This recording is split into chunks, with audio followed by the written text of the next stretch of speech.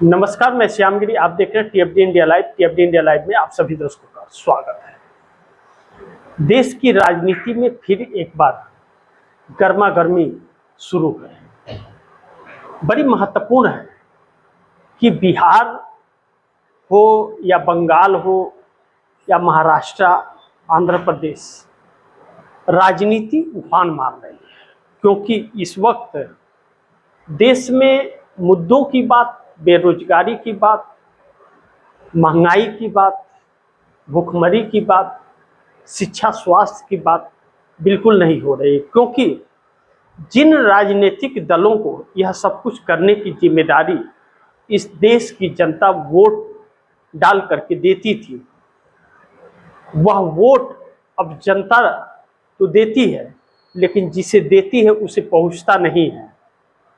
Vote रास्ते से कोई और ईवीएम के द्वारा ले उड़ता है, तो फिर उन मुद्दों की चर्चा होती नहीं, बल्कि जो जीत करके आता है वह इस देश की एक पार्टी भारतीय जनता पार्टी से अपने आप को बचाता फिरता 5 साल रहता है, क्योंकि वह सबको तोड़ने में लगे रहती है, क्योंकि जनता उसको वोट देती नहीं।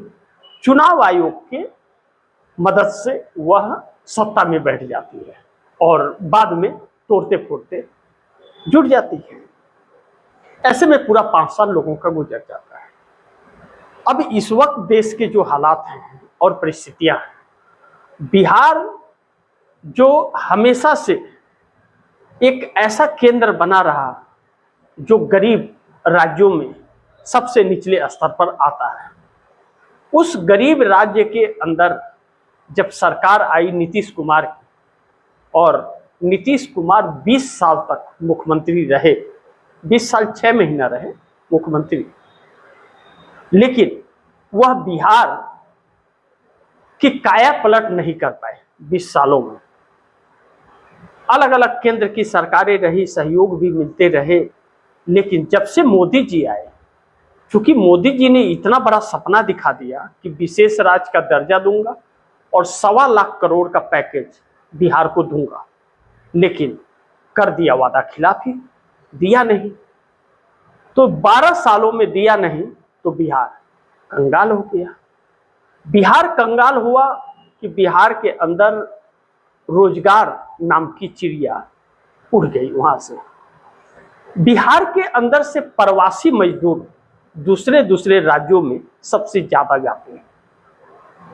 बिहार के अंदर हम वेल्डर कह ले, रीगर कह ले, हेल्पर, खलासी, मजदूर, कारपेंटर, राजमिस्त्री, इलेक्ट्रीशियन आदि आदि टेक्निकल वर्क करने वाले बहुत अच्छे लोग हैं, जिनके वजह से बड़ी बड़ी कंपनियां दूसरे राज्यों में चलती हैं और यहाँ से जाकर के वह काम करते हैं। इनकी जो उचित मजदूरी है वह भी वहाँ मिलती नहीं, लेकिन इनके वजह से कई स्टेट के रोजी रोटी चलती है, वहाँ की व्यवस्था चलती है, लेकिन यह बिहार के मजदूर वहीं के वहीं रह जाते हैं। ऐसे में अब नीतीश कुमार सत्ता में है नहीं, नीतीश कुमार सीएम की कुर्सी से हट चुके हैं और भारतीय जनता पार्टी एक षड्यंत्र के तहत हटाती है। अब भारतीय जनता पार्टी और भारतीय जनता पार्टी के लोग यह सोचते हैं कि अब तो बिहार में भाजपा का ही राज होगा, कोई और कुर्सी पर बैठ नहीं पाएगा। नीतीश कुमार सोचते हैं कि 2030 में जेडीयू की सरकार बगैर भाजपा के सपोर्ट की बनेगी। अब इसके लिए या तो नीतीश कुमार अकेले लड़े या तो नीतीश कुमार भाजपा का साथ छोड़ के लड़े। अब नीतीश कुमार ने 200 सीटों का टारगेट अपनी पार्टी जेडीयू को दिया है, जिसके तहत 1 करोड़ लोगों को पार्टी से 6 महीने के अंदर जोड़ा गया है, कार्यकर्ताओं को, जो राष्ट्रीय कार्यकारी अध्यक्ष संजय झा ने इसकी जानकारी मीडिया को दी।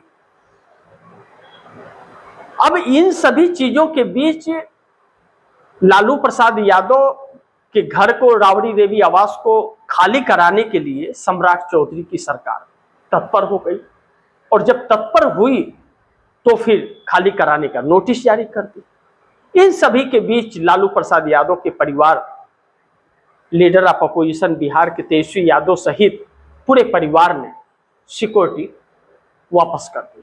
सरकार के कान खड़े हो गए। अब सुरक्षा कारणों से अगर कुछ हो जाए परिवार को तो बहुत बड़ी समस्या खड़ी हो जाएगी। और सरकार के नहले पर दहला और गाल पर तमाचा वापस करके मार दिया। जो सरकार उन्हें प्रताड़ित करना चाहती थी, बेइज्जत करना चाहती थी, कम करके पूरा ही वापस कर दिया कि पूरा ही लेके जाओ। और घर खाली करने को लेकर के उन्होंने साफ कह दिया कि हम घर खाली कर देंगे, लेकिन सरकारी आवास हमको नहीं चाहिए सरकार की शेड्यूल में जो है। इस बात से और भी संकट गहरा गया। अब ऐसे में राबड़ी देवी अपने नए आवास जो बन रहा था लालू प्रसाद यादव का, उसके काम को जल्दी जल्दी पूरा कराने लगे। लालू प्रसाद यादव के जन्मदिन पर अभी कुछ ही दिन पहले नीतीश कुमार मिलने गए और बधाई दिए। एक बहुत अच्छी दोस्ती नीतीश और लालू प्रसाद यादव के बीच रही। नीतीश कुमार ने अंततः यह कह दिया सम्राट चौधरी को, मकान तो खाली नहीं होगा, जो करना है कर लो। और पूरी जेडीयू खिलाफ हो गई सम्राट चौधरी। ऐसे में टीएमसी बंगाल की ममता बनर्जी की पार्टी को भारतीय जनता पार्टी ने तोड़ दिया और ममता बनर्जी से नीतीश कुमार के संबंध अच्छे थे, चंद्रबाबू नायडू से संबंध अच्छे थे। ममता बनर्जी के आंसू छलके और नीतीश नायडू का गुस्सा भड़का। ऐसे में नरेंद्र मोदी के लिए संकट खड़ा हो गया। अब नरेंद्र मोदी ममता बनर्जी के 20 सांसदों को तोड़कर अपनी पार्टी में शामिल तो नहीं कर पाए, लेकिन दूसरी एनसीपीआई, जिसे कोई नहीं जानता, जिसका कोई प्रतिनिधि नहीं है पार्लियामेंट के अंदर, उसमें शामिल करा दिए और फंसा दिए। अब 2/3 चाहिए बहुमत और मात्र 17 हैं और 20 की सूची स्पीकर को दी गई। यहीं पर सदस्यता जाने के लाइन लग गए। अब नरेंद्र मोदी इसके थ्रू नीतीश और नायडू को अलग करना और नीचा दिखाना चाहते थे, जो दांव उल्टा पड़ गया। ऐसे में नीतीश कुमार का संपर्क लालू प्रसाद यादव से होना सम्राट चौधरी सरकार को आईना दिखाना कि मकान खाली नहीं होगा, सम्राट चौधरी की कुर्सी को संकट में डालता है। अब नीतीश कुमार की अचानक एंट्री, नीतीश कुमार ने कार्यकारिणी की बड़ी बैठक बुलाई। बैठक बुला करके लालू प्रसाद यादव से मुलाकात की। बहुत कुछ संकेत दे रहा है। और 2030 में 200 सीटों का लक्ष्य, भाजपा तो 200 सीटें नहीं देगी, 243 सीटें हैं, तो 200 सीट कहां से लाएंगे जब 243 सीटें लड़ने के लिए नहीं मिलेगी। यानी कि एनडीए गठबंधन छोड़ने का फैसला नीतीश कुमार ने कर लिया है। वह चाहे जब भी छोड़े, लेकिन 2030 से पहले वह छोड़ेंगे, ताकि 2030 में अकेले चुनाव लड़े, लक्ष्य है, या फिर विपक्ष के साथ लड़े, लेकिन भाजपा के साथ तो कतई नहीं लड़ेंगे। और भाजपा के साथ नहीं लड़ने का मतलब है कि भाजपा की सरकार नहीं आएगी, और नाराज होने का मतलब यह है कि सम्राट चौधरी की कुर्सी नहीं बचेगी। अब इंडिया गठबंधन ममता बनर्जी के टूटने के बाद शरद पवार और उद्धव ठाकरे को भी तोड़ने की कोशिश की नरेंद्र मोदी ने, और अखिलेश यादव पर भी नंबर आया। लेकिन साथ साथ एनडीए गठबंधन के अंदर तोड़फोड़ की जो कोशिश की गई एकनाथ शिंदे को, तो नीतीश नायडू का भी नंबर आएगा, यह मान लिया गया। ऐसे में चंद्रबाबू नायडू अब सोचने विचारने के लिए मजबूर हो गए कि हम साथ रहें या न रहें एनडीए के, क्योंकि यह तो किसी को छोड़ नहीं रहे। ऐसे में नीतीश कुमार की बैठक लालू प्रसाद यादव से नजदीकी और सम्राट चौधरी और लालू प्रसाद यादव के आड़े आ जाना कि मकान खाली नहीं होगा, इस बात का संकेत देता है कि अब सरकार रहे मोदी की या न रहे, लेकिन इंडिया गठबंधन के तरफ आने वाले वक्त में रुख करने वाले हैं नीतीश नायडू। ऐसे में राहुल गांधी की बातें सही साबित हो गई कि मोदी सरकार गिरने वाली है। बिहार तो छोड़िए, दिल्ली नहीं बचेगी आने वाले वक्त में।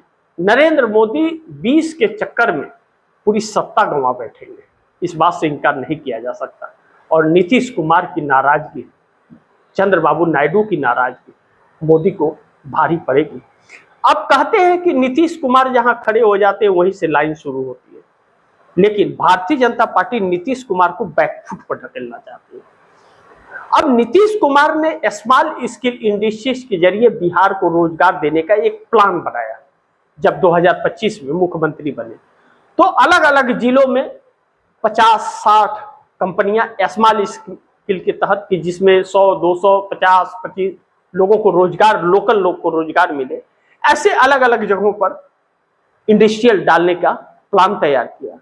और सम्राट चौधरी आकर सारा मिट्टी पलट कर दिया, सारे प्रोग्राम को खत्म कर दिया। नतीजा यह हुआ कि बिहार के पास इस वक्त पैसे नहीं है वेतन और पेंशन देने के लिए। जब वेतन और पेंशन देने के लिए नहीं है तो आम आदमी के जीवन कैसे व्यतीत होगा, यह क्या करेंगे उसके लिए। सैटेलाइट शहर बनाने की बात तो करते हैं सम्राट चौधरी, लेकिन पेंशन देने के पैसे नहीं है। कहा तो यह भी जा रहा है, तेजस्वी यादव ने जैसा कहा कि वेतन और पेंशन में विधायकों और मंत्रियों को भी वेतन नहीं मिला है।